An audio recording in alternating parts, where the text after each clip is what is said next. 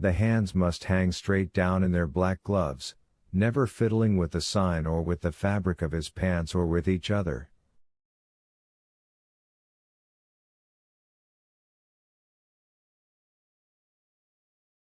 He must continue to project that sense of hurt, humbled pride. There must be no sense of shame or shaming, and most of all no taint of insanity.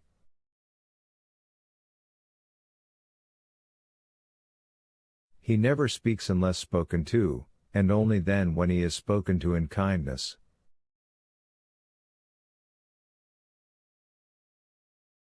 He does not respond to people who ask him angrily why he doesn't get a real job, or what he means about being robbed of his benefits.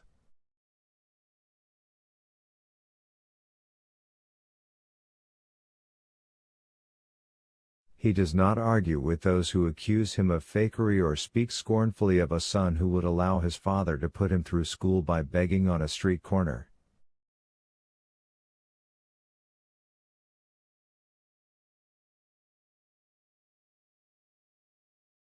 He remembers breaking this ironclad rule only once, on a sweltering summer afternoon in 1981.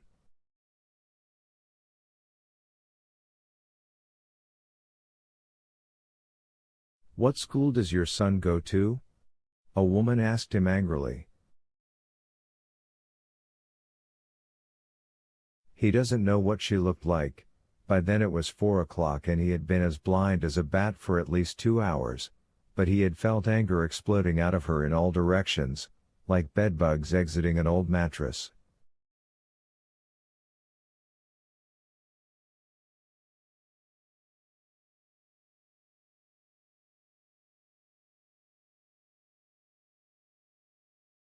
In a way she had reminded him of Malenfant with his shrill you can't not hear it voice.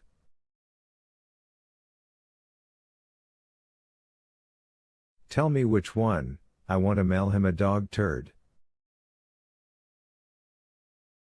"Don't bother," he replied, turning toward the sound of her voice. "If you've got a dog turd you want to mail somewhere, send it to LBJ. Federal Express must deliver to hell, they deliver every place else." "God bless you, man," a guy in a cashmere overcoat says, and his voice trembles with surprising emotion.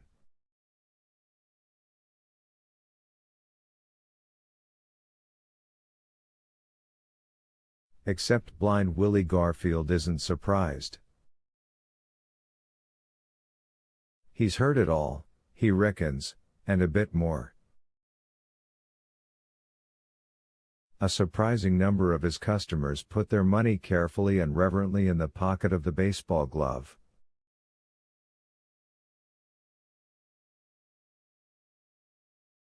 The guy in the cashmere coat drops his contribution into the open case, however, where it properly belongs.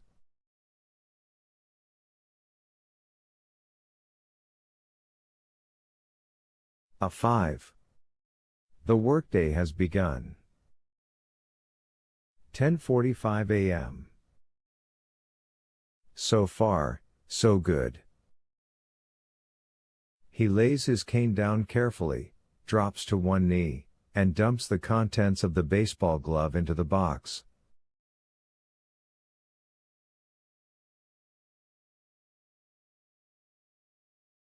Then he sweeps a hand back and forth through the bills, although he can still see them pretty well.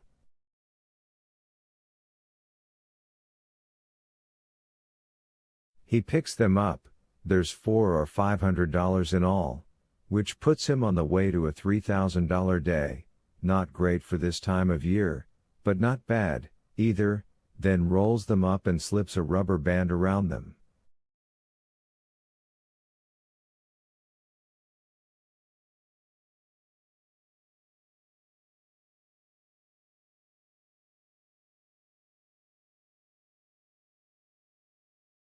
He then pushes a button on the inside of the case, and the false floor drops down on springs, dumping the load of change all the way to the bottom.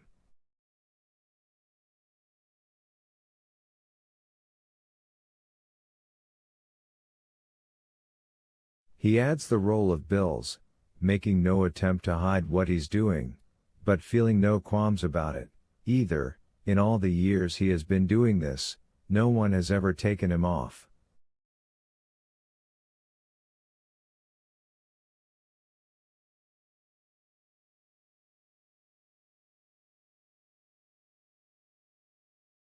God help the asshole whoever tries. He lets go of the button, allowing the false floor to snap back into place, and stands up.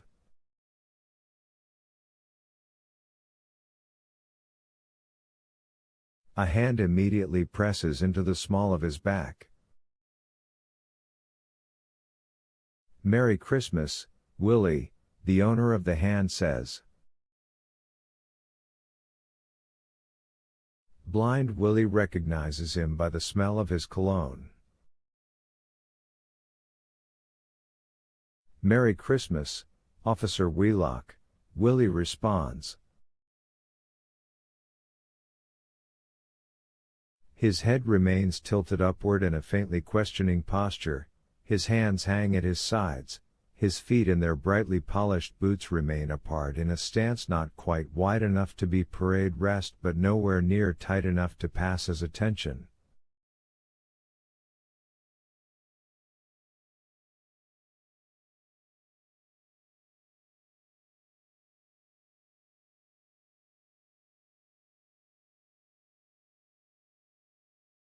"How are you today, sir?" "In the pink, motherfucker," Wheelock says. "You know me, always in the pink."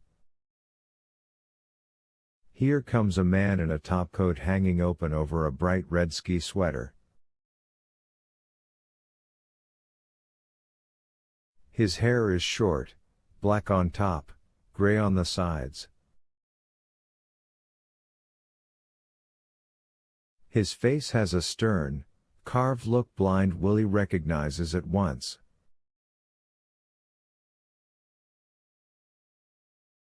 He's got a couple of handled top bags, one from Saks, one from Bally, in his hands.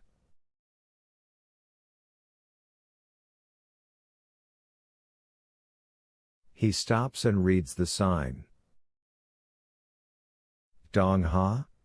he asks suddenly, speaking not as a man does when naming a place but as one does when recognizing an old acquaintance on a busy street.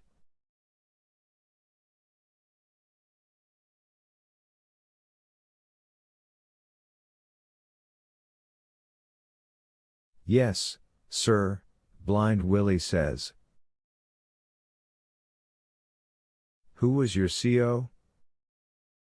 "Captain Bob Brissom, with a U, not an O, and above him, Colonel Andrew Shelf, sir."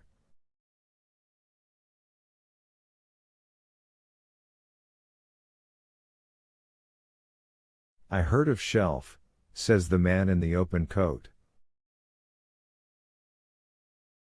His face suddenly looks different. As he walked toward the man on the corner, it looked as if it belonged on Fifth Avenue. Now it doesn't.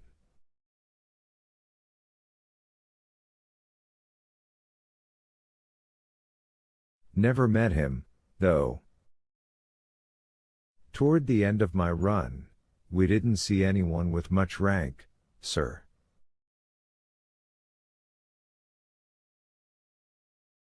If you came out of the A Shao Valley, I'm not surprised. Are we on the same page here, soldier? Yes, sir. There wasn't much command structure left by the time we hit Dong Ha. I pretty much rolled things along with another lieutenant. His name was Diaphan Baker. The man in the red ski sweater is nodding slowly. You boys were there when those helicopters came down. If I've got this placed right.